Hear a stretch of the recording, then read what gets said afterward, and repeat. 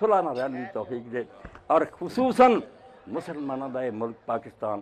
جہدے بارے ساری دنیا دی نگاہ مسلمان کافر بھی بیٹھے جہدے مگر مسلمان بھی بیچارے آس لا کے بیٹھے ہیں بھئی یار اگر مارا چنگا ساڈا کوئی بھرا نا جہدے جان ہے جہدے کوئی ایٹم بم پاکستان یہ خیر منگو جو نامراداں دا قائد اعظم جھوٹا سی اقبال جھوٹا گاندھی سچا سی لعنت چاہنا تے جس کشتی سوار ہے انہیں سراغ کر رہا ہے کہ پاکستانی سے بننا چاہتے تسی ویندے ہندوؤں نوں تانوں پتہ لگدا نا کہ ہندو کی بلا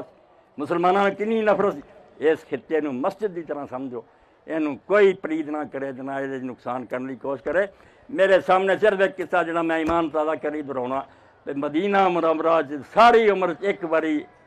لائٹاں بجاتی گئیں ایک بزرگ نے پوچھا کہ روضہ رسول دیا بتیاں بج گئی یار آج کی ہویا